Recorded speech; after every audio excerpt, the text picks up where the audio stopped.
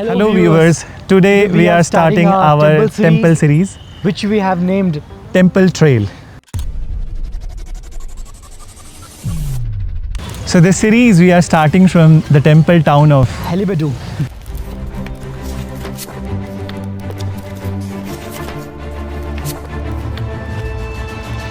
Let's begin with the temple trail. And let's enjoy the cinematic shots.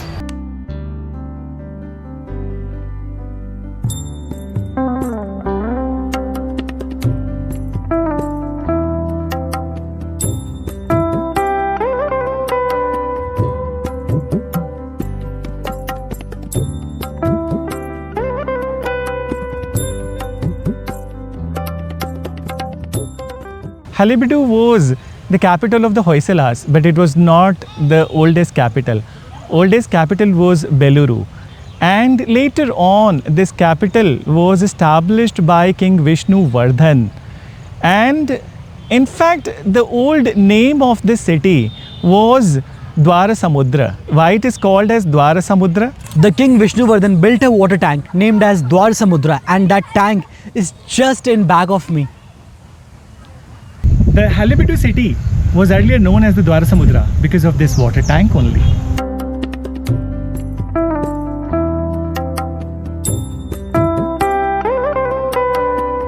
Hoysalas built many temples, but out of all, 3 of them are in the UNESCO Heritage List.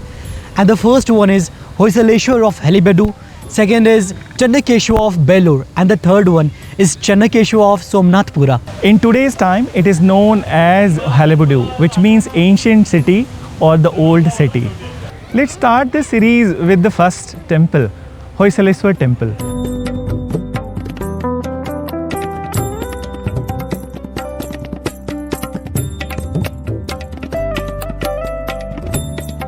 This Hoysaleshwar temple is dedicated to the Hoysala king Vishnu Vardhan, and the temple was created by his royal patron, or basically he was a wealthy merchant of this area whose name was Ket Malla. Ket Malla started building this temple in 1117, and this is also indicative of that there was a very good relationship between the wealthy merchants and the kings, because it was very important for the Hoysala city that there must be organic relationship, which is very much reflected in this landmark temple of the Hoysaleshwar.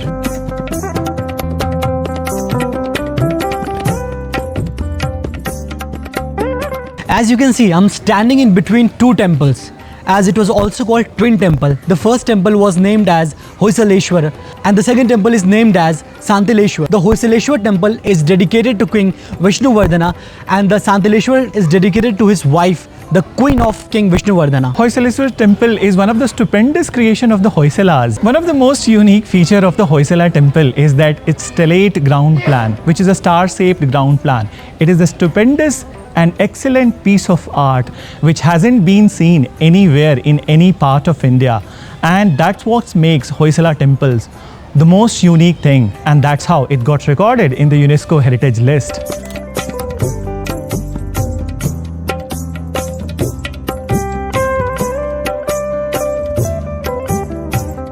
Let's explore the exquisite details of the temple. As you can see behind me, the temple is divided into 3 different parts. The lower part is the depiction of the different animals as horse, the mystic lion, etc.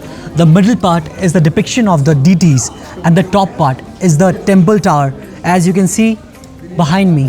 The lower part of the temple wall also have the musicians, dancers and Gandharvas. And the middle part, the deities are inspired from the Hindu mythology, Ramayana, Mahabharata and Purana.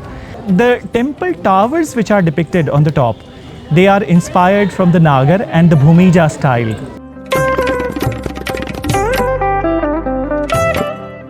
We all want our wishes to be fulfilled, but are we patient enough? As you can see in front of me, the life-size sculpture of bull.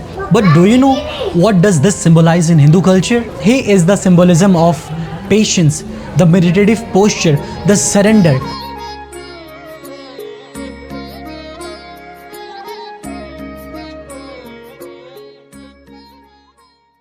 As I told you earlier, that this is a twin temple. And behind me is from the temple of King Vishnuvardhana, that is a Shiva temple. Whenever we visit a Hindu temple, we should always be like where we should surrender ourselves in front of Lord without asking for anything, any wish to be granted.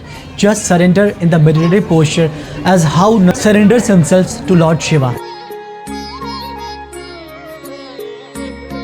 He's waiting for Lord Shiva, but yes, he's not waiting for Lord Shiva to come tomorrow and meet him.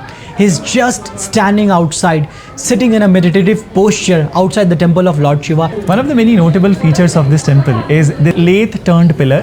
It's unique and interesting. Like this pillar, there is no other. Let's take you inside the temple.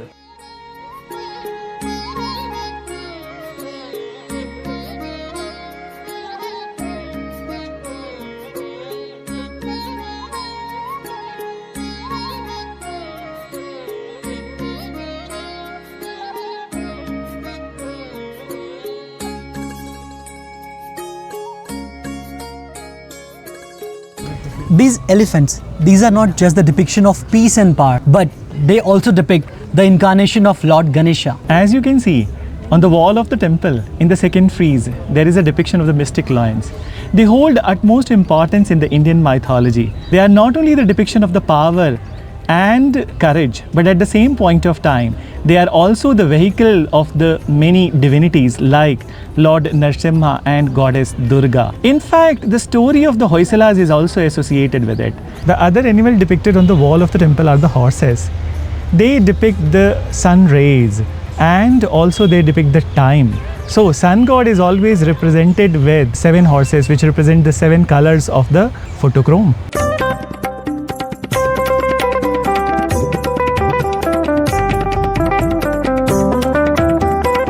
As you can see, just in backside of me is the Hoysaleswar shrine.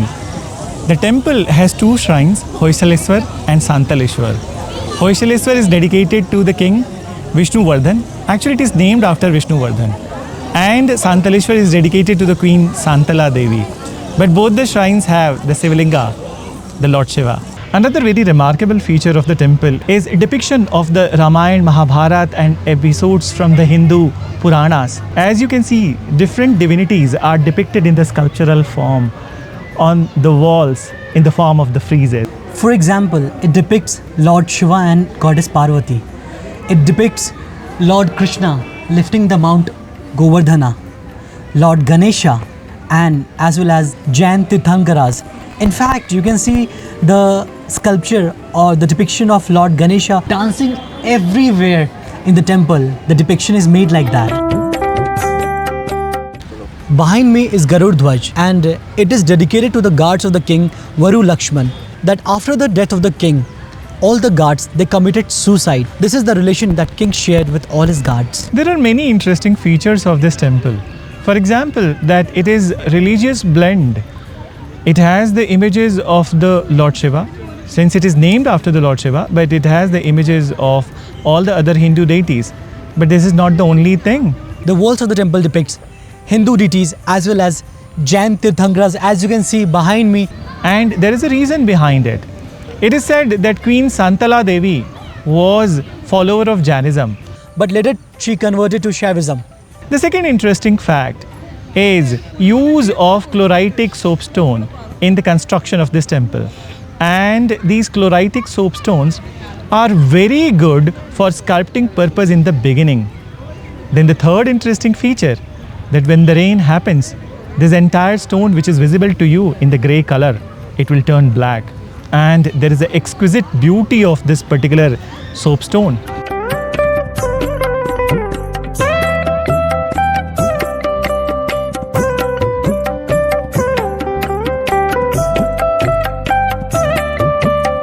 The construction of this marvelous temple started in 1121 and it was completed by 1161. Moving to the other interesting facts of this temple. As you can see, the 200 perimeter of the walls of the temple has many friezes of the animal, including the lions. But then what is more interesting, that no 2 lions are similar and they are not facing one direction but the different directions. The temple walls have also exquisite sculptures of the Madanikas, who are the Madanikas. They are basically the Apsaras, the damsels, and they have been beautifully carved on different walls of the temples. There are 4 gateways in the temple, but only Nadan gateway is operational. And one more interesting thing about this temple, that outside the gateways there are Dwarpalas on the right and left hand side of the temple, and they are the guards of the temple who protects the temple.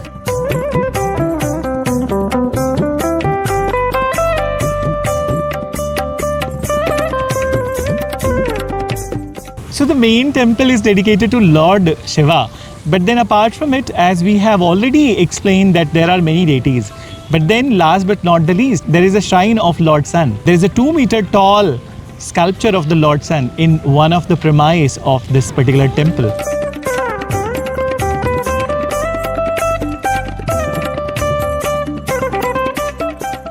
As you can see in the backdrop, the stupendous and exquisite marvel of the architecture. But this temple was always not like this. Actually, in the beginning, it had the towers in the Bhumija style. As you can see that it's looking flat, but it wasn't flat. It was just because of the invasions of the Alauddin Khilji and the Tughlaq dynasty. It is in this condition. Now, these towers were not restored, but still, the exquisite beauty of this temple is visible. The invasion of Alauddin Khilji and Tughlaq destroyed the towers of the temple, but the dilapidated remains are kept on my left hand side in the museum.